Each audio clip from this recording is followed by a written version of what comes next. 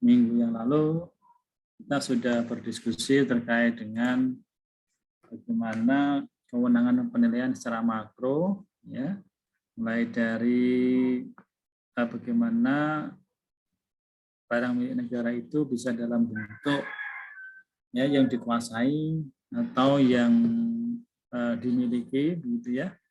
Nah, sekarang dalam kesempatan kali ini kita akan lebih diskusi terkait mikro, gitu ya. Jadi sampai detail seberapa besar sih kewenangan yang dilakukan oleh teman-teman penilai pemerintah ini terkait penilaiannya dan juga terkait dengan prosedur dan mekanisme yang dijalankan dalam kegiatan penilaiannya. Saya siap dulu ya.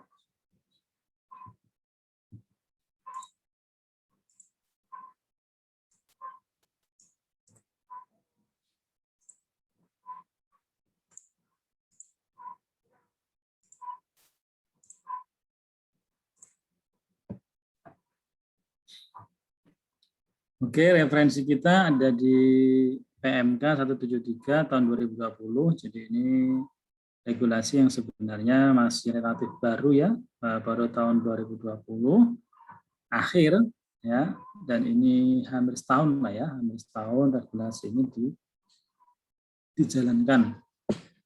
Nah, di dalam peraturan 173 ini yang mengatur tentang penilaian oleh penilai pemerintah ini, kita mengenal ada beberapa objek properti atau penilaian yang bisa dilakukan oleh teman-teman penilai pemerintah. Yang pertama adalah berupa penilaian properti, ya, kemudian penilaian bisnis dan penilaian sumber daya alam. Kalau penilaian properti ini memang sudah cukup banyak sebenarnya dijalankan oleh teman-teman penilai, karena ini biasanya terkait dengan barang milik negara. Ya. Kemudian kalau terkait dengan penilaian bisnis ini biasanya diajukan oleh pihak-pihak tertentu ya, seperti kemarin kita diskusi terkait kekayaan negara yang dipisahkan. Nah, itu kalau di DJKN ada Direktorat Jenderal Khusus ya. Jadi Direktorat Kekayaan Negara dipisahkan, dia yang mengelola aset-aset yang ada di BUMN. Nah, biasanya mereka yang mengajukan permohonan terkait dengan penilaian bisnisnya. Kemudian kalau penilaian SDA ini, ya, penilaian SDA ini juga sudah mulai banyak dikerjakan oleh teman-teman, ya, terkait dengan sektor pertambangan khususnya, pertambangan, kehutanan dan air ya, kelautan. Nah, mungkin rencana di tahun 2022 ya, tahun depan akan dilakukan cukup masif juga penilaian sumber daya alam berupa kelautan. Kebetulan permohonan sudah diajukan oleh pihak Kementerian Kelautan, ya. Nah, ini menjadi suatu tantangan khusus ya buat penilai pemerintah karena ini hal yang lumayan baru untuk kegiatan penilaiannya. Nah, kemudian untuk kegiatan penilaian sendiri di Direktorat Jenderal Kekayaan Negara atau penilai pemerintah itu, maka kegiatan penilaiannya itu bisa dilakukan secara perorangan dan bisa dilakukan secara tim. Ya, jadi kalau untuk perorangan maka dia harus fungsional penilai pemerintah. Nah, kalau untuk yang tim penilai, maka ini anggotanya bisa bukan dari fungsional penilai. Ya, jadi misalnya pegawai lain ya dari seksi bukan penilaian atau mungkin dari teman-teman D3 sarjana begitu ya. Nah, ini nanti mereka yang belum jadi penilai mereka bisa melakukan kegiatan penilaian melalui mekanisme ini ya, melalui mekanisme tim penilai ini. Kenapa kita buka seperti itu? Kenapa sih bukan penilai tapi diperbolehkan menilai? Karena memang di regulasi kita itu mengatur bahwa kalau mau jadi penilai, maka harus ada pengalaman di bidang penilaian ya terkait dengan kegiatan lapangannya. Sehingga ini mengakomodir regulasi tersebut sehingga buat teman-teman yang berkeinginan untuk menjadi penilai 2-3 tahun berikutnya atau di masa yang akan datang gitu ya, mereka sudah ada bekal terkait dengan pengalaman penilaian ini. Nah, kemudian terkait dengan nilai yang dihasilkan, Kalau di standar penilaian Indonesia kita mengenal ada beberapa jenis nilai yang dihasilkan ya, yaitu nilai pasar maupun nilai selain nilai pasar gitu ya. Ada nilai pasar dan nilai selain nilai pasar. Nah, di kita sendiri pun ada nilai pasar dan selain pasar. Nilai selain pasar itu biasanya kita berupa nilai wajar, nilai likuidasi, nilai ekonomi, dan nilai lainnya. Nah, kalau nilai wajar ini biasa kita gunakan untuk penilaian BMN. Ya. Penilaian BMN ini biasanya dia pakai nilai wajar. Nilai pasar biasanya nanti untuk objek-objek yang dia seperti barang jaminan, ya nanti ada nilai pasar dan juga bisa nilai likuidasi. Nah, kemudian ada nilai ekonomi, ini biasanya dipakai untuk sumber daya alam, ya, dan nilai lainnya ini juga sumber daya alam dan penilaian bisnis ini nanti pakai nilai lainnya. Nah, terkait dengan mekanisme proses pelaksanaan penilaiannya, saya kira standar penilaian juga mengaturnya, dan saya yakin teman-teman juga sudah memahami proses penilaian itu dimulai dengan adanya permohonan dan diakhiri dengan laporan penilaian. Ya. Nah, di situ ada proses penentuan tujuan, pengumpulan data, analisis data, pendekatan penilaian, simpulan, dan akhirnya muncul laporan penilaian. Nah, kemudian permohonan penilaian sendiri, ya permohonan penilaian kalau di DJKN itu dimungkinkan ya dia nanti ada permohonan dari pihak yang berwenang dan juga dimungkinkan dia akan ada penugasan. Nanti kita bahas di slide berikutnya. Nah, dalam kegiatan pelaksanaan penilaian ini, ya, setelah identifikasi permohonan, maka nanti akan ada namanya penetapan tujuan penilaian. Nah, penetapan tujuan penilaian ini sangat tergantung dari objek penilaiannya. Nah, kebetulan kan kalau di DJKN lumayan banyak ya untuk jenis-jenis objek penilaiannya. Nah, ini pun tujuan penilaiannya banyak juga begitu. Ya. Jadi kalau misalnya BMN, gitu ya. Nah BMN itu ya, bisa tujuan penilaiannya neraca. Penyusunan neraca. Bisa juga nanti seperti yang kemarin kita bahas, siklus BMN itu ada pemanfaatan dan ada pemindah tanganan. Nah, ini menjadi tujuan daripada penilaian BMN. Ya. Kalau pemanfaatan sendiri itu pun dipecah-pecah lagi ya. Misalnya pemanfaatan aset dalam bentuk sewa, ya. Atau pemanfaatan aset dalam bentuk kerjasama pemanfaatan atau KSP, atau kerjasama pemanfaatan infrastruktur, ya. Nah itu kalau pemanfaatan. Kalau pemindah tanganan misalnya, ya di tujuannya misalnya dalam rangka untuk dijual, ya, atau mungkin untuk tukar menukar, ya, satu pihak dengan pihak yang lain, mungkin pemerintah pusat dengan daerah atau pemerintah pusat dengan pihak swasta, ya mengadakan tukar menukar aset dengan pertimbangan-pertimbangan tertentu. Jadi ini tergantung dari tujuan penilaiannya. Ya, nah kemudian ada pengumpulan data, nanti kita akan diskusikan lebih dalam. Kemudian ada analisis data dan informasi. Tentunya analisis data dan informasi ini dilakukan sesuai dengan data-data yang diperoleh di lapangan, ya, disesuaikan.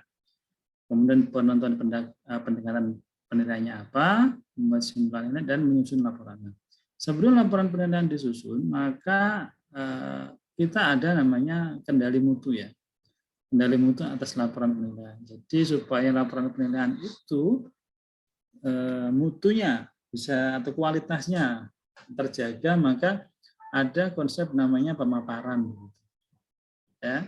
Jadi tim penilai setelah dia menghitung, maka dia harus memaparkan hasil penilaiannya itu ke tim penilai yang lain. Jadi mekanisme pemaparan ini hal yang biasa. Jadi tidak bisa teman-teman itu kemudian melakukan penilaian asal-asalan, nggak bisa. Karena nanti pas pada posisi pemaparan pasti banyak pertanyaan itu ya kalau dia melakukan penilaiannya asal-asalan. Asumsi-asumsi yang dibangun pun ya itu harus dipertanggungjawabkan. Karena itu semua nanti akan jadi bahan diskusi ketika pemaparan itu.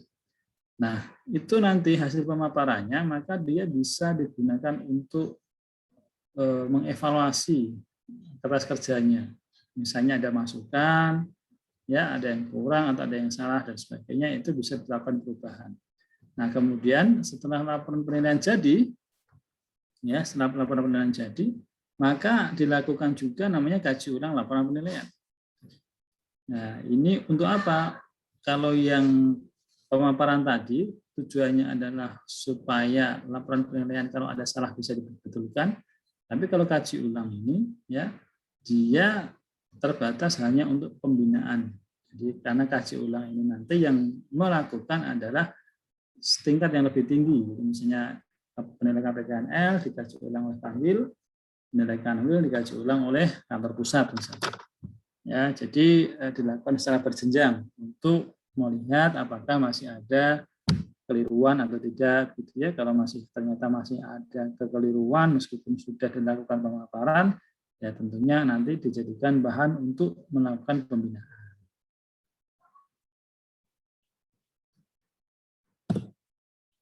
Nah, ini terkait dengan permohonan dan penugasan. Jadi ada dua mekanisme pengajuan penilaian, permohonan dan penugasan. Kalau permohonan itu berarti dari pihak yang berwenang, ya, dari pihak yang berwenang, ya, dan kemudian pihak yang berwenang ini tentunya harus bertanggung jawab terhadap data yang disampaikan.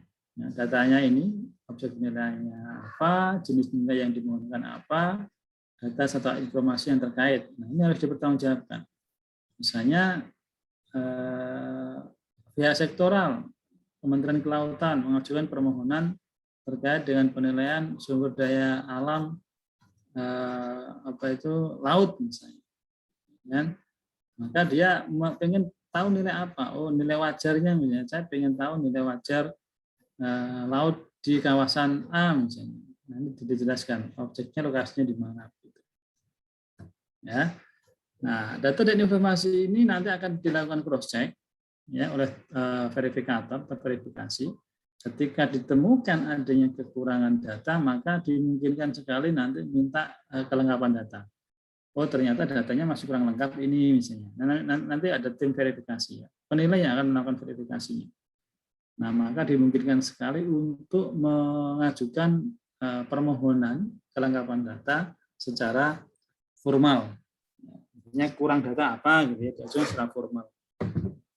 Nah, kemudian mekanisme berikutnya adalah untuk kelengkapan data ini batas maksimalnya adalah 15 hari. Jadi dikasih waktu untuk 15 hari untuk melengkapi. Ya, jadi kalau sampai 15 hari nggak dilengkapi ya dikembalikan ya, jadi dikembalikan kepada pemohon.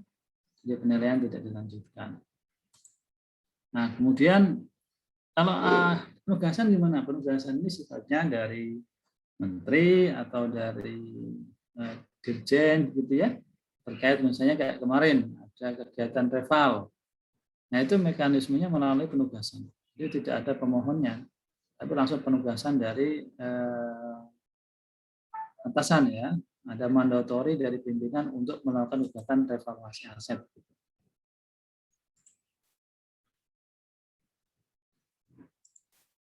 Nah, kemudian, ini ya, bagaimana permohonan itu diajukan? Bagaimana permohonan itu diajukan? Maka permohonan itu diajukan sesuai dengan tadi. Kita kan ada properti, ada bisnis, ada SDA ya, terkait objeknya tadi ya. Maka untuk properti, ya properti ini maka diajukannya sesuai dengan kewenangan dia. Langsung kepada kewenangan dia. Ya, yaitu ke KPKNL, bisa juga ke Kanwil atau ke kantor pusat, ke direktur. Sesuai dengan kewenangan penilainya masing-masing. Nanti kewenangan penilai kita bahas di belakang ya. Sementara kalau penilaian bisnis dan SDA, maka ditujukannya kepada direktur atau ke kantor pusat. Oleh kantor pusat, kemudian nanti dia akan meneruskan permohonan tersebut kepada Kanwil, ya, sesuai dengan entitas pusatnya. Jadi kan kalau penilaian bisnis itu dasarnya adalah di mana kantor pusatnya berada. Nah, misalnya BUMN,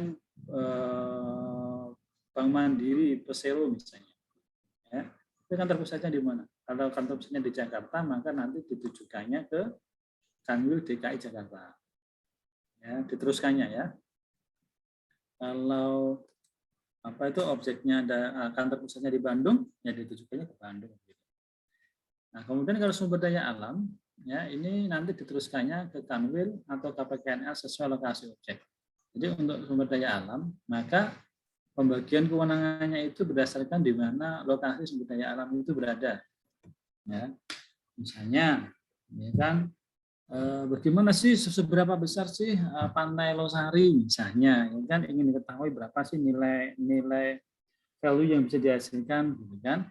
Nah ini menjadi kewenangan KPKNL Makassar, ya kan? Nah kalau kemudian ada sebuah objek di mana objek itu melewati 2 KPKNL, tapi dalam satu kanwil. Misalnya saya ambil contoh di itu Bogor dan Bekasi. Nah, Bogor dan Bekasi ini masing-masing adalah Kanwil Jawa Barat.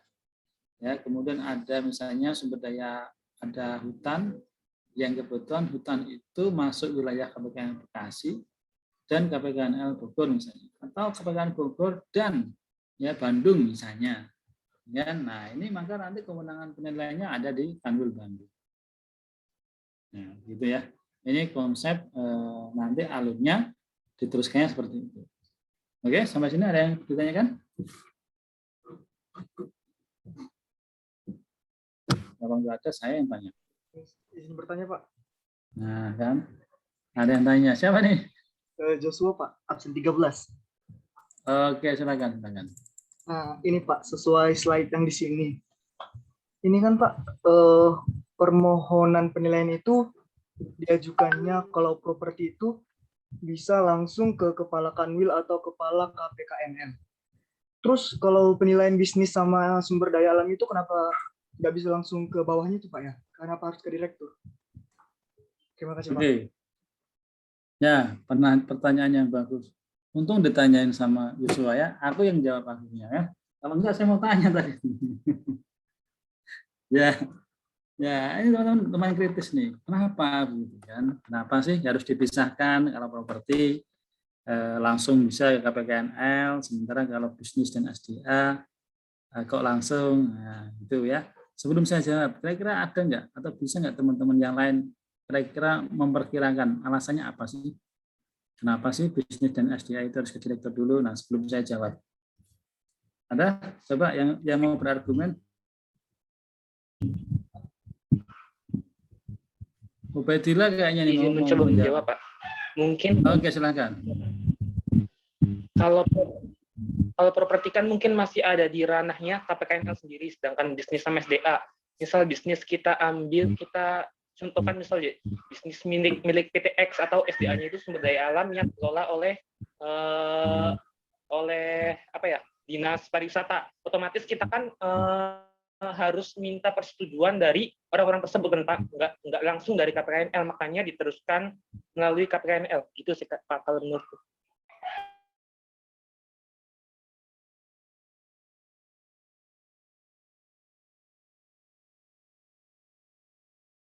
Tangkap ya. Jadi menurut Ubaidillah karena dilihat dari tadi ya, dari pemohonnya gitu, dari pemohonnya. Ya, biasanya pemohonnya dia levelnya di tingkat atas begitu ya, sehingga pengajuannya lewat ke direktur ya. Oke, terima kasih Ubay. Satu lagi ada yang coba menjawab alasannya?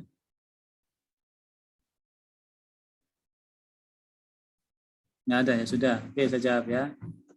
Tadi sebenarnya salah satu alasannya benar tadi ya. Biasanya pengajuan permohonan penilaian bisnis dan penilaian SDA itu dari sektoral ya. Kalau SDA itu sektoral itu misalnya tadi ya, Kementerian Kelautan, ya kan? Kementerian Kehutanan, kemudian pertambangan dan sebagainya. Itu sektoral namanya. Ya kan? Itu kan tempatnya di pusat. ya kan, di pusat. Yang pertama mungkin itulah sesuai dengan apa yang disampaikan UP tadi. Kemudian yang kedua selain itu adalah bahwa terkait dengan kompleksitas penilaian yang akan dijalankan. Ya, jadi kalau kita ngomongin properti itu selama ini itu sesuatu hal yang biasa lah ya. Teman-teman penilai itu lakukan, itu biasa sekali. PMN properti itu biasa, sehingga mereka ketika ada teman-teman di daerah, gitu ya, ketika ada permohonan yang sifatnya properti itu no problem. Gitu. Nah, tapi untuk penilaian bisnis dan SDA ini memang kompleksitasnya dia lebih, ya. Dia lebih kompleks sehingga kalau kita lihat proses tadi, ya, proses di dalam kegiatan penilaian itu kan diawali dengan identifikasi permohonan, ya kan? Nah, identifikasi permohonan itu untuk kegiatan penilaian properti dan bisnis itu cukup rigid, ya, cukup rigid banget. Syarat-syaratnya rigid dan harus dilakukan oleh orang yang memahami, gitu. Ya, sementara kita mengakui bahwa teman-teman di daerah itu belum semuanya dia memahami terkait dengan penilaian bisnis dan SDA ini.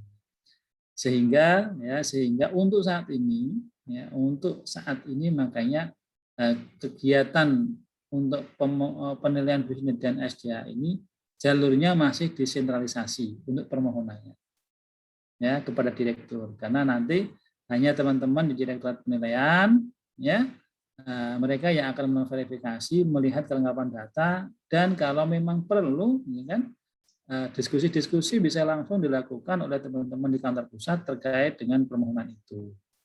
Nah, baru kemudian kalau ya itu nanti memungkinkan untuk dikerjakan, karena di regulasinya sebenarnya bisa dilakukan oleh teman-teman di kantor pusat untuk penilaian bisnis dan SDA, ya, namun bisa juga diteruskan ke Kanwil atau KPKNL. Nah, bahasanya adalah dapat, ya, artinya kalau memang itu dirasa nanti bisa dikerjakan oleh teman-teman di Kanwil atau KPKNL, baru diteruskan ke level Kanwil KPKNL, tentunya dengan pendampingan biasanya. Namun kalau misalnya ternyata tidak memungkinkan karena kompleksitas dan lain-lain, atau mungkin karena Kanwil KPKNL sudah terlalu sibuk, ya, dengan kegiatan penilaian propertinya, maka biasanya teman-teman di kantor pusat yang menyelesaikannya, ya. Nah, namun tetap dibuka, artinya ketika memang itu memungkinkan untuk dikerjakan oleh teman-teman di daerah, ya nanti akan diteruskan, ya. Jadi yang melaksanakan penilaiannya, ya, bisa saja nanti KPKNL atau Kanwil, tetapi jalur permohonannya, masuknya permohonan itu tetap lewat direktur, karena tadi, ya, alasan kompleksitas, ya, terkait dengan verifikasi dan sumber daya manusia terkait dengan yang melakukan kegiatan penilaian bisnis maupun SDA. Begitu, Mas Joshua. Clear, ya? Baik, Pak. Terima kasih, Pak. Oke. Nah, sebelum ada pertanyaan yang lain, saya lanjutkan dulu, ya. Oke, ini proses pelaksanaan penilaiannya, mulai dari identifikasi permohonan tadi, ya, sudah kita diskusikan, kemudian penentuan tujuannya tadi sudah, nah, pengumpulan data nanti kita akan diskusi sendiri, kemudian analisis datanya tentunya akan tergantung dari data-data yang kita dapatkan, pendekatan penilaiannya saya kira sama, ya, menggunakan pasar, biaya pendapatan, kemudian bisa juga untuk dengan menggunakan pendekatan aset atau pendekatan aset, ya, untuk penilaian bisnis, atau untuk menggunakan pendekatan lainnya, ya, untuk menggunakan sumber daya alam. Nah, kemudian simulan nilai yang dibikin oleh teman-teman penilai itu dia dalam rupiah dan dalam ribuan terdekat. Kalau permintaannya itu dalam mata uang asing, dia enggak dibulatkan. Ya. Secara umum menggunakan rupiah, kecuali memang ada permohonan untuk melakukan penilaian dengan menggunakan mata uang asing, seperti case yang sekarang dijalankan oleh teman-teman yang ada di Sumatera Utara, ya, ini lagi penilaian PT Inalum. Nah, ada yang dari Sumatera Utara ini? Banyak kayaknya, ya. Ya, tahu di mana lokasi PT Inalum? Enggak, Pak. Enggak nanti, ya. Ya, nanti cari di Google mana PT Inalum. PT Inalum pusatnya di sana. ya di Sumatera Utara. Jadi teman-teman melakukan kegiatan penilaian terkait dengan ini penilaian bisnis ya sebenarnya. Tapi untuk penentuan neraca sebenarnya. Ya mereka dari PT Inalum meminta dinilai dengan mata uang asing. Ada yang dinilai dengan mata uang asing ya, sehingga tidak dilakukan pembulatan. Tadi ya, jika ada permohonan. Kalau nggak ada, secara umum pakai rupiah. Nah, kemudian tadi dilakukan penyusunan laporan penilaian dengan menggunakan bahasa Indonesia dan dilakukan kendali mutu. Nah, jika kegiatan penilaian itu dengan menggunakan beberapa pendekatan, ya sama seperti standar penilaian yang berlaku umum ya, maka dilakukanlah nanti rekonsiliasi ya, atau ya mungkin dengan memilih pendekatan mana yang paling diyakini oleh penilai. Nah, itu terkait dengan proses pelaksanaan penilaian. Nah, sekarang kita tarik ke sini, pengumpulan data. Ya. Pengumpulan data itu kalau kita saat ini kenal itu sebagai survei lapangan, kan gitu ya. Jadi pengumpulan data itu dapat dilakukan ya terhadap objek penilaian dan objek pembanding serta untuk mendapatkan data-data lain yang diperlukan. Nah, itu namanya pengumpulan data. Ya. Jadi pengumpulan data terhadap objek penilaiannya, pengumpulan data terhadap objek pembandingnya, dan pengumpulan data terhadap data-data lain yang mungkin diperlukan, misalnya terkait dengan analisa pasarnya, analisa HBU-nya. Nah, ini adalah terkait dengan data-data lain yang diperlukan. Nah, di regulasi kita mengenal ada dua jenis pengumpulan data, ya, yaitu dengan survei lapangan dan tanpa survei lapangan. Oke, survei lapangan dan tanpa survei lapangan. Nah, survei lapangan sendiri itu dibagi jadi dua. Dengan peninjauan langsung dan tanpa peninjauan langsung. Nah, yang selama ini biasa kita lakukan itu adalah survei lapangan dengan peninjauan langsung. Jadi teman-teman secara fisik ya, dia langsung datang ke objek, dia melihat-lihat objek langsung, mencari data pembanding langsung, ya kan? Nah, kemudian juga prosesnya mungkin dia mencocokkan kebenaran data, misalnya dari permohonannya itu ada dokumen, dicek dokumennya. Di dokumen ada gambar GS-nya terkait dengan bentuk tanahnya, dicek di lapangan, benar enggak sih ini bentuk tanahnya, kan? Ini mencocokkan kebenaran data. Nah, kemudian juga mengumpulkan data. Ya, mengumpulkan data terkait dengan objek penilaian maupun objek pembanding. Ya, ini kan biasa dilakukan di lapangan. Misalnya tanah ya dicek berapa sih elevasinya, ya berapa konturnya, ya kan, lingkungannya seperti apa, apakah di kawasan perumahan, pertanian dan sebagainya. Nah, ini biasanya dilakukan secara peninjauan langsung. Ya kan? Nah, alternatif kedua ini juga bisa dianggap sebagai survei lapangan, yaitu survei lapangan tapi dia tanpa meninjau langsung. Ini yang hal baru yang kita terapkan. Ya. Survei lapangan tanpa peninjauan langsung. Namun ada syarat-syaratnya. Syaratnya apa? Lokasi objeknya tidak dapat dijangkau oleh penilai pemerintah. Nah, dan sebagai contoh nih misalnya Jakarta kita kenal ada namanya Kepulauan Seribu. Ini ada orang Jakarta? Ada nggak orang Jakarta? Orang Tangerang lah dan sekitarnya. Tahu nggak Kepulauan Seribu? Nggak ada ya? Wah, nggak ada ini. Tapi ngerti nggak sih saya ngomong Kepulauan Seribu kayak mana? Ngerti lah ya. Anggap aja di utara Jakarta itu banyak pulau-pulau. Nah, ini kan punya pulau-pulau di sana, maka disebutlah Kepulauan Seribu. Ini kan. Nah, kalau dulu teman-teman mungkin pas zamannya apa tuh kampanye partai, saya yakin ramai itu pada waktu itu kan. Oh, si A kampanye di Pulau Pramuka, gitu kan. Bahkan ada yang nyebrang dari pantai Jakarta ke Pulau Pramuka naik benang gitu ya kan. Nah, mungkin pernah dengar itu kan. Jadi di utara Jakarta itu ada Kepulauan Seribu, di mana itu ada pulau-pulau kecil di sana.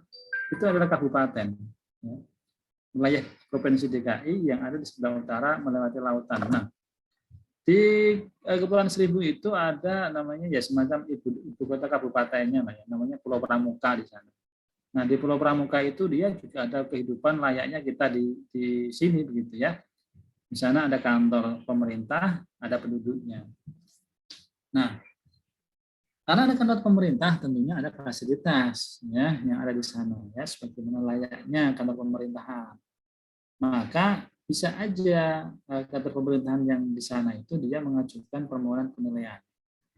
Dan, namun, ya kan, kadang dan karena di sana itu kan harus melewati laut, gitu ya. Harus melewati laut.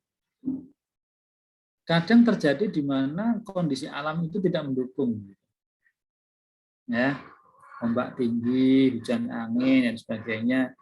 Nah, sementara kegiatan penilaian itu harus dijalankan. Nah, ini masa kategori ini, ya, lokasi tidak dapat dijangkau, ya. Syarat pertama itu. Kemudian syarat yang kedua apa? Ada jaringan internet di sana. Nah, misalnya kalau di Pulau Pramuka kebetulan ada. Nah, di sana ada jaringan internet. Kemudian yang ketiga ini nih, ya kan, pemilik atau penguasa objek itu dia siap memfasilitasi. Ya, karena ini namanya survei lapangan tanpa peninjauan langsung, maka yang memfasilitasi peninjauan langsung ini adalah pihak pemilik atau pemohonnya. Ya, misalnya dengan tadi lewat video call. Ya, ada jaringan video call yang dibantu oleh ya penguasa atau pemilik ini untuk melakukan pengecekan terhadap objek yang akan dinilai. Kemudian yang berikutnya adalah data dan informasi di luar objek itu dapat diperoleh dari data sekunder. Misalnya teman-teman mau melakukan kegiatan penilaian kendaraan atau peralatan kantor yang akan dinilai di Pulau Seribu tadi ya. Nah, pembandingnya bisa kita dapatkan di internet. Nah, itu syaratnya. Nah, kalau nggak ada di internet nggak bisa. Tapi kalau setelah penilaian, oh ternyata data pembandingnya ada nih dari internet, kita bisa konfirmasi, bisa melakukan pengecekan dan sebagainya. Nah, ini bisa ketemu nih. Nah, ini maka dimungkinkan. Dan yang terakhir hanya untuk objek penilaian selain tanah.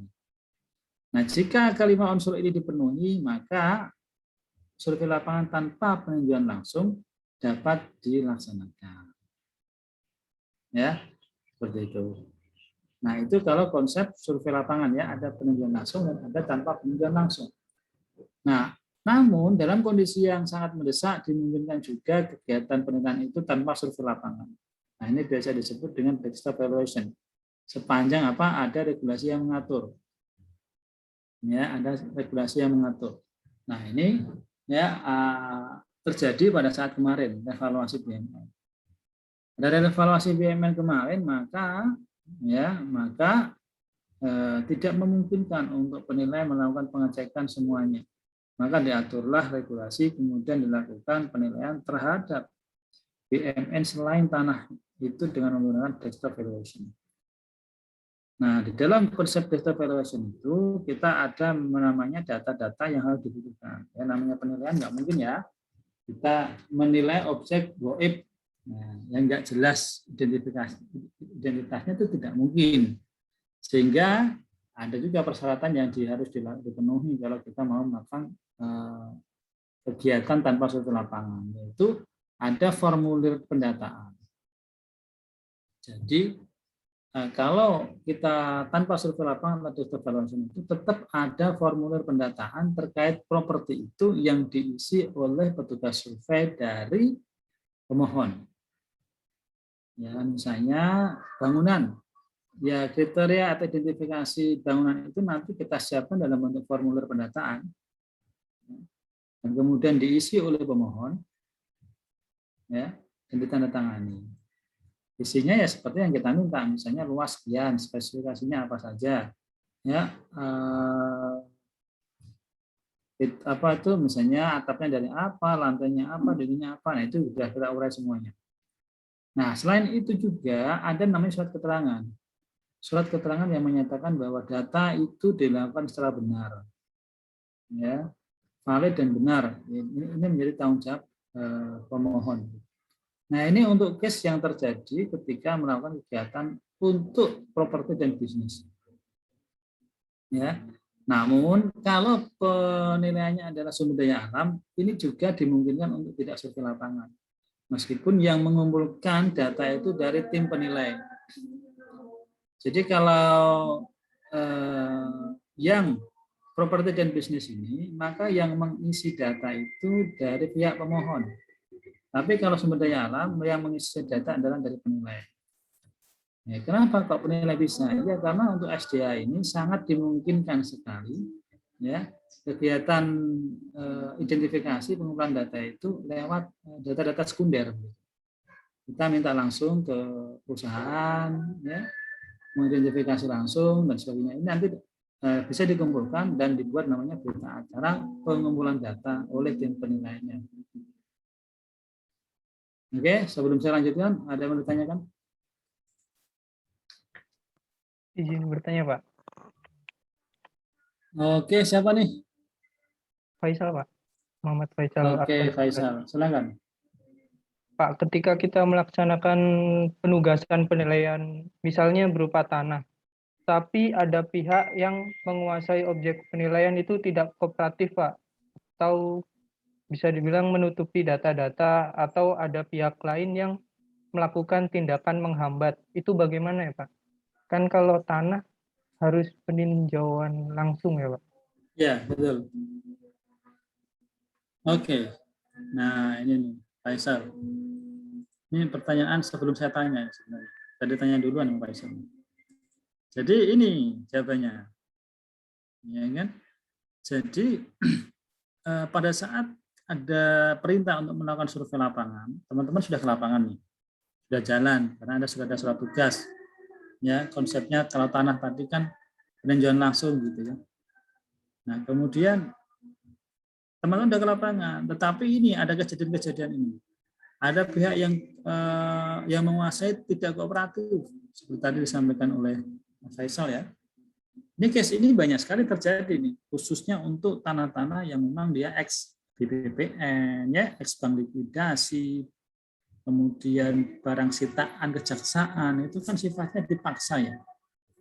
Nah, karena sifatnya dipaksa, biasanya di situ ya tentunya adalah pihak-pihak yang dia nggak terima dipaksa gitu ya.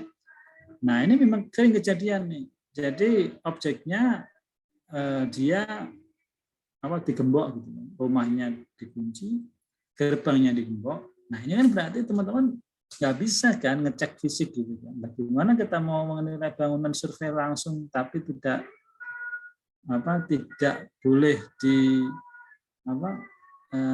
masih dikunci, digembok begitu objeknya. Kan kita nggak bisa ngecek.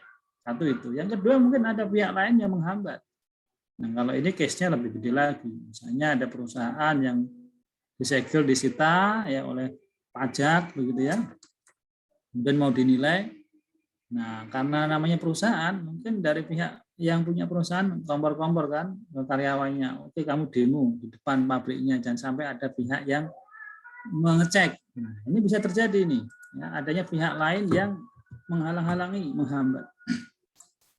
Atau mungkin tidak terjamin keamanan dan keselamatan ya, seperti tadi ya, kemungkinan akan mungkin atau keributan lah misalnya jika mungkin penilai harus ya, terpaksa ke lokasi atau ada kejadian force majeure sudah ke lapangan ya, pertama kan biasanya ke hotel lah gitu ya. Nah, kemudian ada musibah alam, gempa dan sebagainya, sehingga mungkin dia nggak sempat melakukan penilaian, ya kan? Nah, ini juga dilihat-lihat ya, force majeure. Jangan kemudian penilai ini mentang-mentang ada bencana alam dijadikan alasan untuk force majeure. Force majeure ini adalah ketika memang dia karena kondisi force majeure ini dia tidak bisa ngecek gitu, ya kan? Karena saya juga pernah nih kejadian force majeure pada saat saya melakukan kegiatan penilaian di Bali, Denpasar tahun lalu. Ini kan sudah ke lapangan, sudah berangkat lah ya, sudah berangkat sampai di Denpasar. Nah, teman-teman masih ingat masih tahun 2000 tahun lalu ya. Gunung Agung. Nah, ya kan? Gunung Agung meletus. Waduh, ya kan? Tapi untung objek penelitian kita masih bisa dijangkau pada waktu itu, sehingga kita mumpung belum terlalu parah gitu ya, kita langsung cek fisik objeknya, meskipun dengan rasa khawatir juga itu, karena posisi masih aktif kan. Ya setelah kita cek ke lokasi, selesai balik hotel, udah makin parah. Ini kan bandara ditutup dan semuanya tidak bisa keluar Denpasar. Ya sudah, akhirnya kita ngendon di hotel, nggak bisa kemana-mana. Ya kan? Tapi survei sudah bisa dijalankan pada waktu itu. Ya ini kalau misalnya kondisi keadaan seperti ini, dan ternyata teman-teman tidak bisa melakukan pengecekan, ya dimungkinkan sekali untuk tidak survei lapangan gitu ya. Atau mungkin faktor yang kelima nih, yaitu objek penilaian nggak ditemukan. Ini case banyak terjadi untuk barang-barang jaminan, ex bank likuidasi atau penyerah piutang begitu. Ya, di mana banyak kasus-kasus dahulu orang pinjam sertifikat, ya nanti dikasih uang, nah nggak tahu sertifikatnya digadekan, dijaminkan. Itu banyak tuh kasus seperti itu. Sehingga pada saat kita melakukan kegiatan penilaian, bahkan pemohon penilaian sendiri ketika ditanya di mana lokasinya, gitu. Nah, karena biasanya kasus seperti ini adalah untuk objek-objek penilaian yang memang banyak, gitu ya, dan nggak ngerti di mana lokasinya. Misalnya, lokasinya itu ada di desa A. Desa A ini pada lokasinya dia di ujung di gunung misalnya kan, susah kan untuk mencari di gunungnya di mana lokasi titiknya, nggak ada yang ngerti gitu. Dan tidak ada yang mau menunjukkan. Ini kan susah kan akhirnya. Nah, ketika kita ketemu case seperti ini di mana objek penilaian pun tidak dapat ditunjukkan oleh pemohon, ya. Nah, apabila 5 kriteria ini ketemu di lapangan, ya, salah satu dari 5 kriteria ini dijumpai ketika teman-teman sudah ke lapangan, maka ini boleh kita tidak melakukan survei lapangan. Ya. Nah, nanti kita membuat berita acara, namanya berita acara tidak survei lapangan dengan disertai alasannya. Alasannya misalnya, karena rumahnya dikunci, disegel. Karena ada pihak yang menghambat, memprovokasi dan sebagainya. Ya kan? Atau karena tiba-tiba ada bencana alam dan sebagainya. Nah, kemudian berita acara itu ditandatangani oleh penilai dan pendamping. Ya kan? Karena biasanya kita kalau ke lapangan kita minta pendamping. Ya, tolong didampingi dari pemohon gitu ya. Supaya bahwa kejadian itu benar-benar terjadi ya, bukan sepihak seolah-olah dari penilai saja, bukan. Tapi juga ada pihak lain yang memang membenarkan kejadian itu. Oke, nah setelah berita acara dibuat, maka kemudian karena survei lapangan tidak dapat dilanjutkan, maka untuk sementara kegiatan penilaian itu tidak dilanjutkan dan berkas permohonan dikembalikan kepada pemohon. Itu Mas Faisal ya, kalau ketemu kasus-kasus seperti itu. Baik, terima kasih Pak. Nah, kalau kegiatan tadi ya survei lapangan sendiri, ya kan, ini juga kita harus membuat berita acara. Kalau tadi kan kebetulan dia tidak dapat survei lapangan, bikin berita acara ya. Namun yang dapat survei lapangan pun dia harus membuat berita acara, ya. Namanya berita acara survei lapangan. Ya, kalau berhasil survei dengan peninjauan langsung namanya berita acara survei lapangan dengan peninjauan langsung, nanti ditandatangani oleh penilai dan pendamping. Kalau survei lapangannya tanpa peninjauan langsung, nanti namanya berita acara survei lapangan tanpa peninjauan langsung, di mana dokumen berita acara ditandatangani oleh penilai dan dilampiri bukti-bukti ini, ya, bukti video call dan sebagainya. Nah, ketika misalnya ya ketika di dalam kegiatan survei lapangan itu dijumpai masih ada data yang ternyata diperlukan, maka penilai boleh meminta data lagi. Namanya berita acara tambahan kebutuhan data. Ya. Nanti dibikin BATSL, berita acara tambahan kebutuhan data, disampaikan kepada pemohon, dan pemohon bisa menyampaikan maksimal 15 hari. Gitu ya. Oke, sebelum dilanjutkan, ada lagi yang mau ditanyakan? Silakan.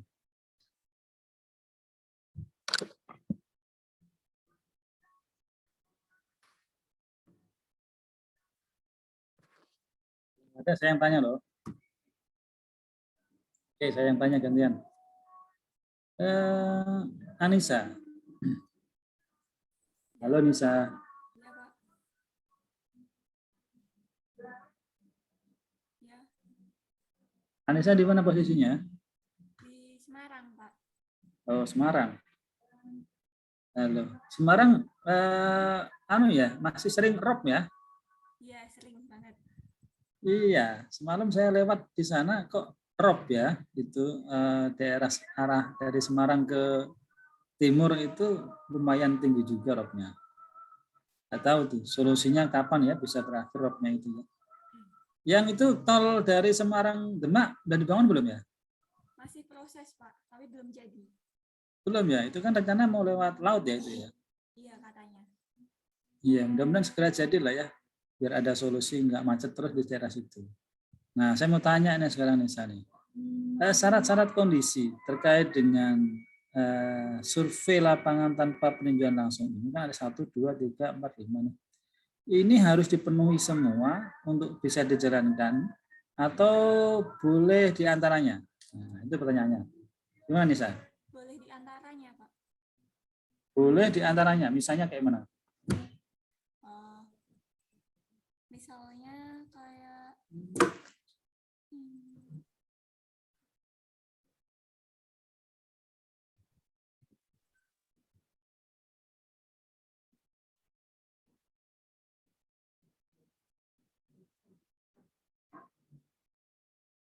misalnya di lingkungan itu nggak dapat dijangkau oleh penilai atau tim penilai, Pak. Tapi ada sinyal internet. Oke, contohnya itu ya ada wilayah yang tidak bisa dijangkau, ya kan? Nah, berarti kalau nggak bisa dijangkau bisa langsung dilakukan tanpa peninjauan langsung, gitu ya? Iya, Pak. Oke, yang lain. Nah, silakan mungkin saya mau tanya dulu ke Alvira. Ya, Pak. Gimana Alvira? Dipenuhi semuanya atau boleh beberapa atau boleh salah satu? Ayo.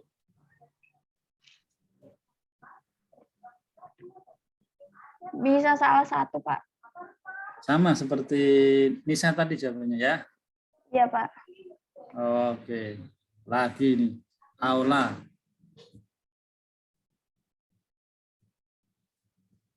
Gimana Aula?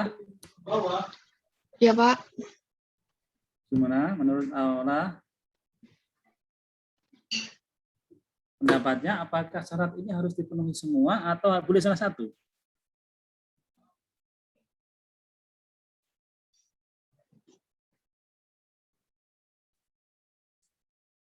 Kayaknya sama juga deh, Pak. Salah satu cukup. Cukup salah satu ya. Nah, saya belum puas ini. Saya nambah lagi nih. Wimar. Gimana Wimar? Hadir, Pak. Ya, gimana? Wimar posisi di mana sih? Di Jember, Pak, Jawa Timur. Oke, gimana menurut pendapat Wimar? Apakah cukup salah satu atau harus semuanya gitu? Kayaknya semuanya, Pak. Jangan ragu-ragu lah. Oh, ragu. Jadi misal objek penilaiannya itu harus selain tanah, terus lokasi objeknya itu nggak dapat dijangkau, sama ini syarat-syarat lainnya, Pak. Baru boleh dilakuin survei langsung tanpa peninjauan langsung. Oke, jadi syarat semuanya ya. Oke, ya. Sebentar ya, ini kebetulan di sini lagi azan nih. Ini teman-teman juga dengar ya. Nah, kita off sebentar ya.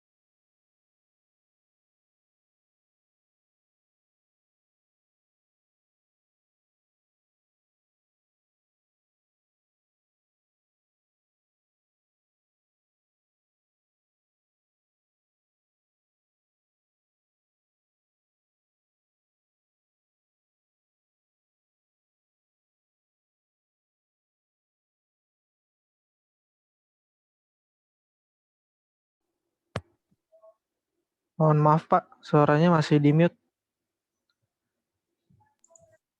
Oke, saya ulang ya. Jadi kriteria 5 ini ya untuk bisa survei lapangan tanpa peninjauan langsung itu harus dipenuhi semua. Nggak bisa salah satu nih. Nggak bisa ya. Jadi misalnya hanya syarat tidak dapat dijangkau, tapi di sana tidak ada video call, tidak ada jaringan, nggak bisa. Ya kan? Oh di sana bisa video call, tapi bisa dijangkau, ya nggak bisa dong. Ya kan? Oh di sana objeknya tanah, nggak bisa juga. Ya, jadi harus selain tanah dan memenuhi kriteria ini. Jadi 5 ini harus terpenuhi ya untuk bisa dinyatakan sebagai survei lapangan dengan tanpa peninjauan langsung. Ya, ingat-ingat ya. Nah ini kayaknya nanti saya keluarkan lah di ujian lah. Ya. Kalau dikeluarkan kan biar hafal ya. Oke. Sebelum saya lanjutkan, ada yang mau ditanya lagi? Izin bertanya, Pak. Oke, Bimo silakan. Ini terkait dokumen-dokumen yang dilampirkan berupa BASL, BATSL, dan sebagainya itu kira-kira ada jangka waktunya atau tidak, Pak? Misal berapa hari gitu setelah survei atau mungkin bagaimana, Pak? Mohon penjelasannya, Pak. Oke. Ya, pertanyaannya bagus nih, ya terkait dengan jangka waktu. Oke. Ya. Jadi, kalau kita melakukan pertama ya, survei lapangan dan peninjauan langsung, ini kita setelah selesai kita melaksanakan survei lapangan, maka kita harus membuat namanya berita acara survei lapangan, baik peninjauan langsung maupun tanpa peninjauan langsung. Ya, setelah survei lapangan harus dibuat. Ya, tanggal terakhir survei lapangan itu tanggal BASL-nya. Oke. Digunakan untuk apa ya? Digunakan untuk nanti dokumen ketika menyusun laporan penilaian. Ya.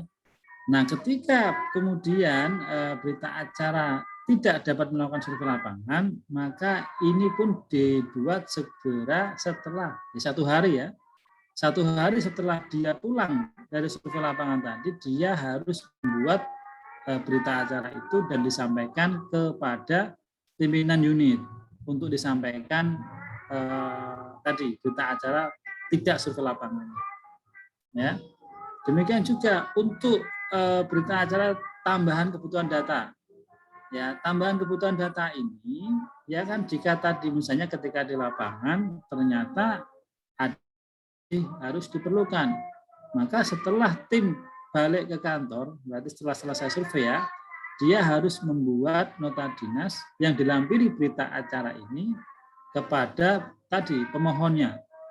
Misalnya saya masih kurang informasi terkait dengan keluasan misalnya, masih belum fix setelah dilakukan survei lapangan, maka dia bikin namanya berita acara tambahan kebutuhan data yang ditandatangani oleh ya penilai dan pendamping pada saat survei lapangan itu. Kemudian setelah dia pulang kantor, hari pertama setelah selesai itu dia harus bikin nota dinas untuk disampaikan secara resmi kepada pemohon. Nah, berita acara tambahan kebutuhan data ini ya kan, maka pihak pemohon harus menyerahkan tambahannya ini paling lama 15 hari. Ya, 15 hari setelah disampaikan BATKD ini, maka harus dipenuhi. Kalau tidak dipenuhi, permohonan dikembalikan.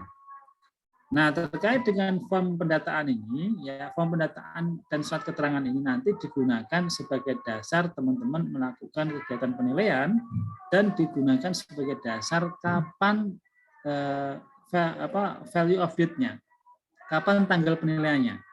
Ya, tanggal penilaiannya adalah tanggal berdasarkan form data yang disampaikan oleh pemohon tadi. Nah, kalau berita acara pengumpulan data, maka dasarnya adalah tanggal di mana berita acara ini ditandatangani oleh penilai. Itu terkait dengan jadwal-jadwalnya, Mas Bimo. Jelas? Baik, Pak, bisa dipahami. Terima kasih, Pak. Oke. Ada lagi yang mau bertanya? Izin bertanya, Pak. Monggo silahkan.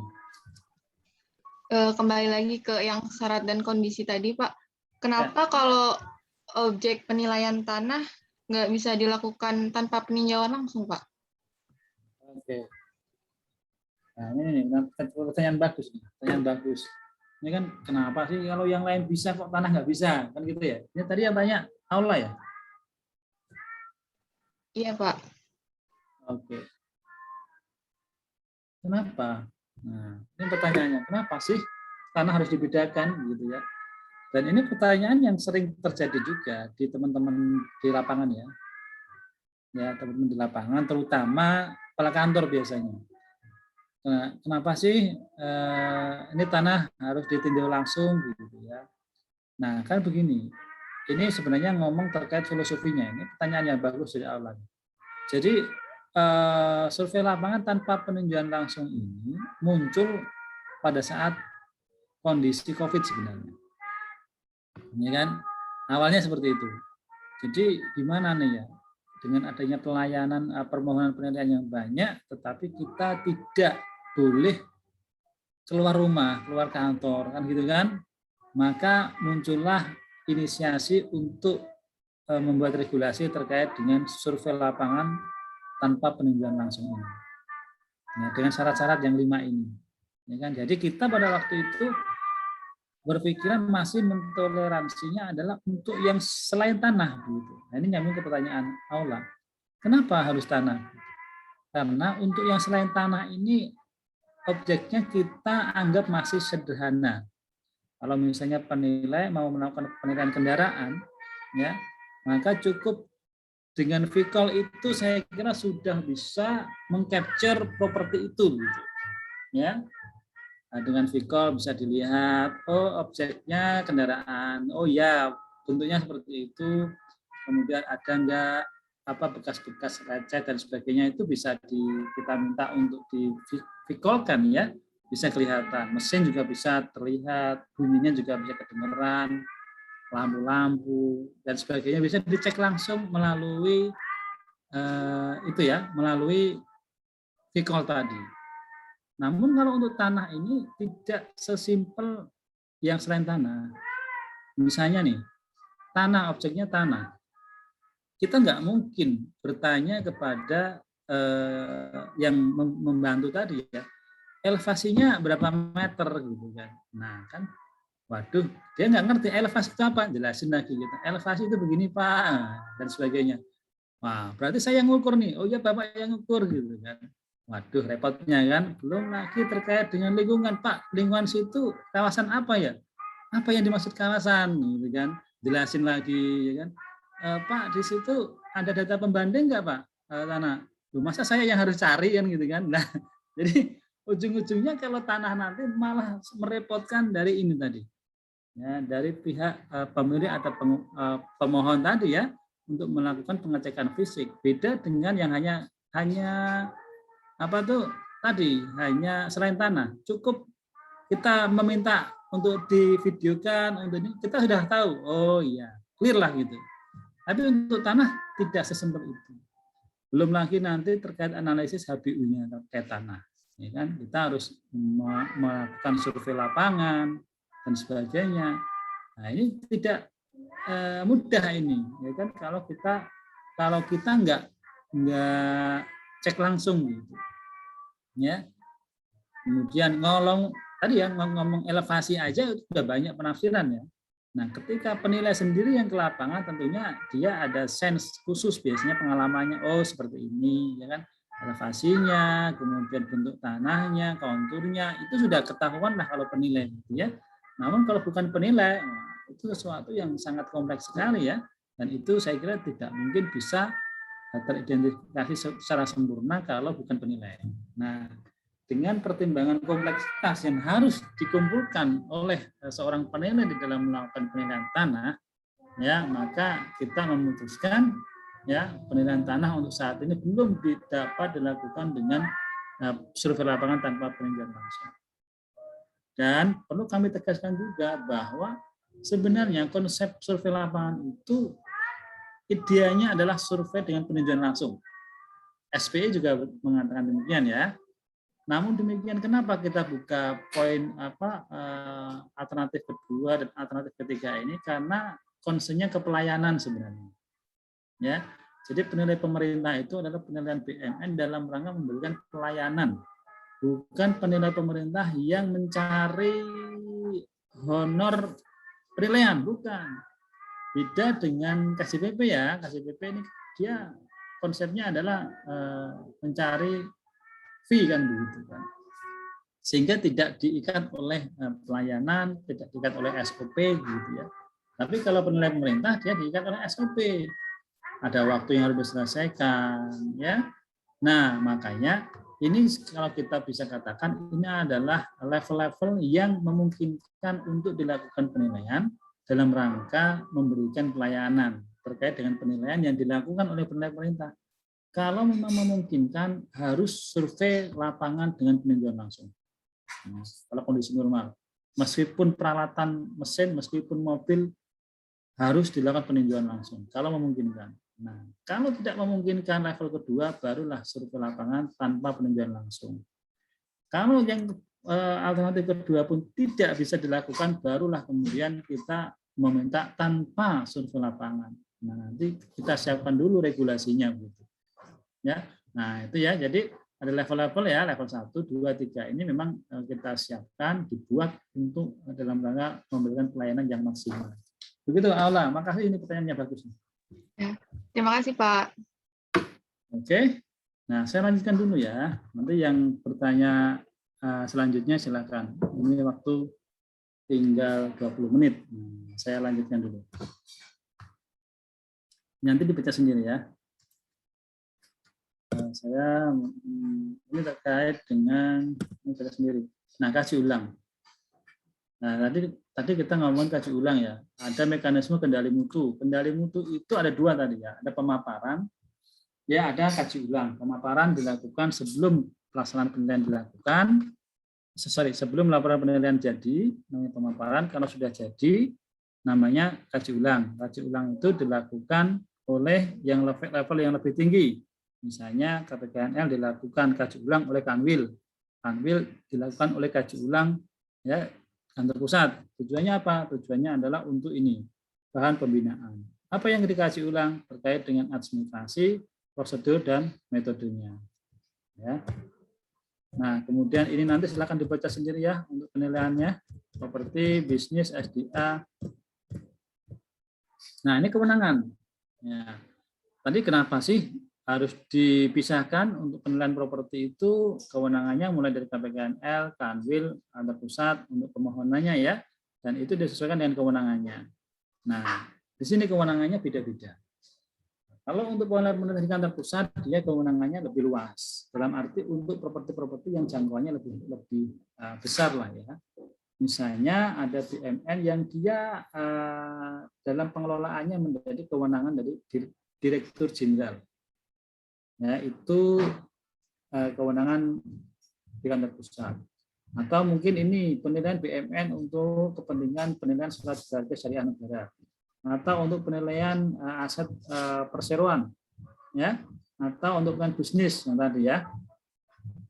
Dan sumber daya alam yang lebih dari satu kanwil. Jadi konsep penilaian sumber daya alam itu tadi saya jelaskan, KPKNL, kalau dalam satu KPKNL dilakukan oleh KPKNL, 2 KPKNL dilakukan oleh Kanwil, lebih dari 2 Kanwil dilakukan oleh kantor pusat. Nah, ini kewenangan. Nah, kalau di Kanwil nggak begitu berubah, sama seperti di kantor pusat, cuma levelnya satu tingkat lebih rendah. Termasuk terkait dengan penilaian-penilaian yang dilakukan Pemda yang Pemprov. Jadi kalau misalnya Pemprov DKI mau melakukan kegiatan penilaian, maka nanti yang melakukan penilaian adalah Kanwil DKI. Ya, Pemprov Sumatera Utara mau melakukan penilaian asetnya, maka nanti yang melakukan adalah Kanwil DJKN Sumatera Utara, seperti itu ya. Nah, kemudian kalau sumber daya alam tadi, sumber daya alam sesuai dengan wilayah yang ada di Kanwil. Nah, yang paling banyak itu di sini nih, di KPKNL. KPKNL sedemikian banyaknya. Ya, untuk dengan penilaiannya. Ya, mulai dari BMN yang ada kewenangan KPKNL, kemudian belum aset-aset yang seperti SKX dari K3S, BPPN yang tadi bisa didiskusikan ya, yang banyak masalah tadi ya. Kemudian ada barang gratifikasi, barang rampasan, ya, barang sitaan, bea cukai dan sebagainya. Nah ini ya semua menjadi kewenangan dari teman-teman di KPKNL. Ya, nanti silakan dibaca sendiri uraiannya. Nah, berdasarkan sedemikian banyaknya ya objek penilaian yang dilakukan oleh teman-teman di daerah, bukan berarti kemudian tidak ada masalah. Ini kan, makanya kita memberikan solusi terkait dengan permasalahan yang mungkin timbul ya dari kegiatan penilaian yang dilakukan oleh teman-teman, yaitu dengan adanya ini, namanya bantuan penilaian. Bantuan penilaian itu ada dua mekanisme ya, yaitu bantuan tenaga penilai dan bantuan teknis penilaian. Ketika seorang penilai, ya, misalnya tadi di KPKNL, karena sedemikian banyaknya permohonan, kemudian di KPKNL itu dia kekurangan tenaga, ya, maka bisa KPKNL nanti minta bantuan penilaian kepada Kanwil. Ya, minta bantuan penilaiannya. Nah, kemudian kalau ternyata Kanwil yang kekurangan sumber daya manusianya, dia bisa minta bantuan ke KPKNL yang ada di wilayah kerjanya, ke Kanwil yang berbatasan, ya, atau minta bantuan kepada kantor pusat. Ya, bisa juga dia misalnya KPKNL minta bantuan ke Kanwil, Kanwil langsung meneruskan. Jadi yang 1, 2, 3 ini permasalahan yang ada di Kanwil, ya 1, 2, 3, ya. Nah kalau yang ini permasalahan di KPKNL yang disampaikan ke Kanwil, tapi diteruskan langsung ke kantor pusat. Demikian juga sangat mungkin terjadi di kantor pusat juga terjadi kekurangan, ya kekurangan tenaga, maka dia bisa minta bantuan. Jadi konsep permintaan bantuan ini kita desain sedemikian rupa supaya tadi pelayanan tetap bisa dijalankan. Dan sampai ada alasan, ya, oh saya nggak bisa nih penilaian ini belum, karena penilai pada sibuk semua, ya, penilai sibuk semua sehingga pelayanan terhadap hacker A permohonannya belum bisa dijalankan. Oh, nggak bisa begitu. Ya ada mekanisme ini.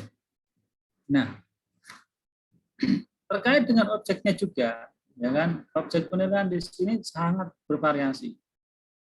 Ya, ada SBBPN, ada rampasan, ada sitaan.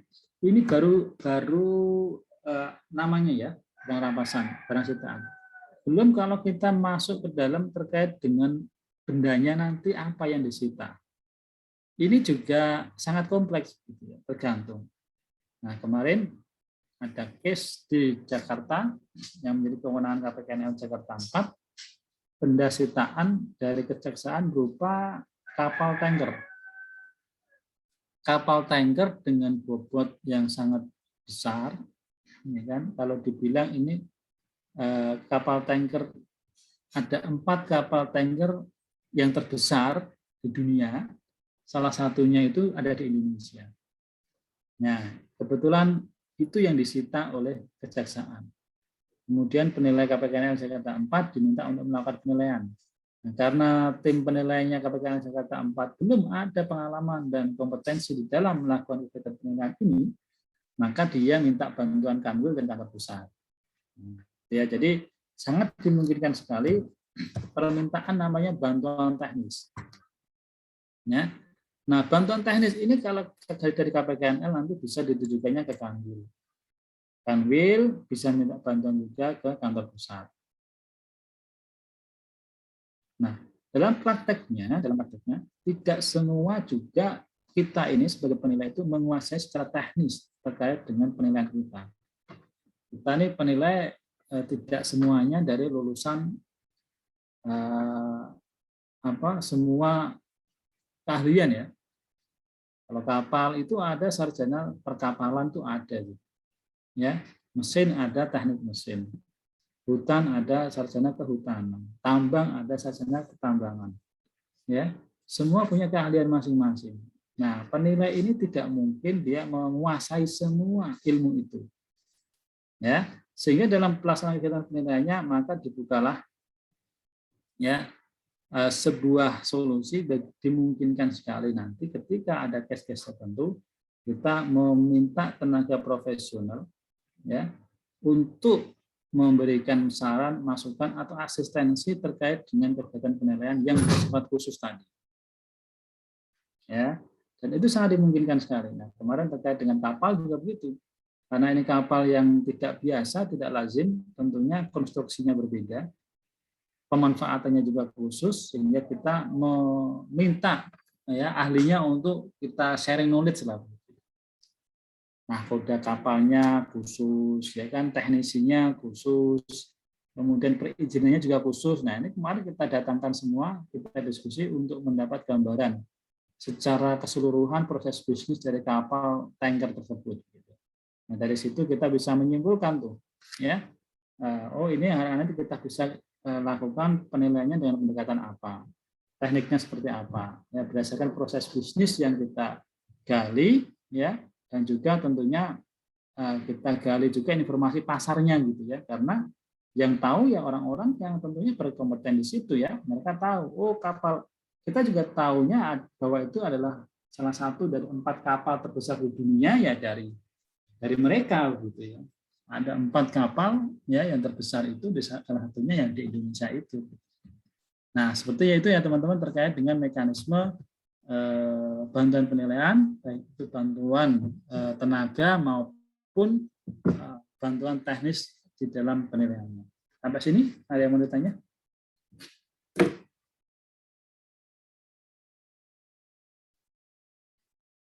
Oke ya, kalau nggak ada saya lanjutkan dulu. Nah, ekspos laporan penilaian. Ekspos ini adalah kegiatan yang harus dilakukan oleh seorang penilai apabila pemberi tugas atau pemohon itu minta penjelasan. Ya, jadi tugas penilai itu bukan hanya membuat laporan penilaian selesai langsung dijilid rampung juga, enggak ya. Jadi ada proses-proses yang harus dipertanggungjawabkan. Tadi mulai dari awal tadi untuk kendali mutu dia ada namanya pemaparan di depan tim penilai sendiri. Yang kedua, di level lebih tinggi dicek melalui kaji ulang. Ya. Nah, level secara makro, ya ini namanya expose. Ya, expose ini adalah kegiatan di mana seorang pemohon dia minta penjelasan. Misalnya, ya kan, ini saya minta penjelasan ini kenapa nilainya kok seperti ini. Silahkan dijelaskan. Nah, ini melalui expose. Ya, sehingga penilaiannya sangat terbuka sekali ya. Sangat terbuka sekali untuk berdiskusi terkait dengan hasil pekerjaannya. Nah itu kalau secara resminya dari pihak pemohon ya, untuk kita bisa melakukan ekspos. Belum lagi nanti misalnya, ya kan, ada aparat pemeriksa yang pengen mengetahui juga, kita harus diminta ekspos juga. Belum ada pemeriksa misalnya dari BPK minta penjelasan ekspos juga gitu ya. Jadi sangat dimungkinkan ya, sangat dimungkinkan baik itu pemohon maupun aparat penegak hukum itu melakukan kegiatan ekspos laporan penilaian. Sehingga memang penilai harus benar-benar hati-hati ya, dan karena kehati-hatian itulah maka kendali mutu tadi ya ini coba kita jalankan. Pernah juga diskusi dengan teman-teman di pajak ya, kalau di pajak kebetulan karena SDM tenaga penilai mereka juga masih sangat terbatas gitu ya, sehingga kemarin disampaikan tahun ini kayaknya mereka butuh banyak sekali penilai ya, banyak sekali penilai. Saya kurang paham nanti bagaimana cara rekrutmen penilainya gitu ya, tapi yang jelas mereka memang butuh banyak penilai di pajak itu. Kalau nggak salah kemarin sekitar 600 atau berapa ya yang dibutuhkan gitu. Nah, karena memang keterbatasan di mereka ini, maka konsep kendali mutu ini terus terang belum sempurna ya dikatakan oleh teman-teman di pajak. Informasinya seperti itu. Namun mereka juga menyadari ini penting ya, ini penting dan harus segera dilaksanakan terkait dengan proses pelaksanaan kendali mutu.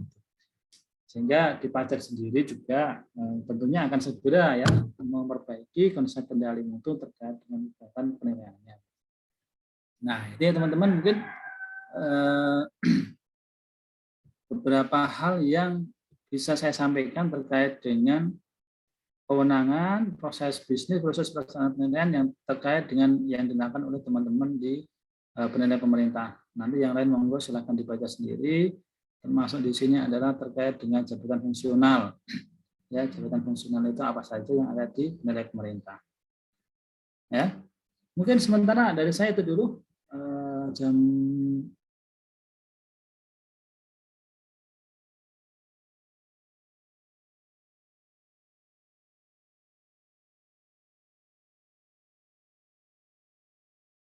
cukupkan dulu.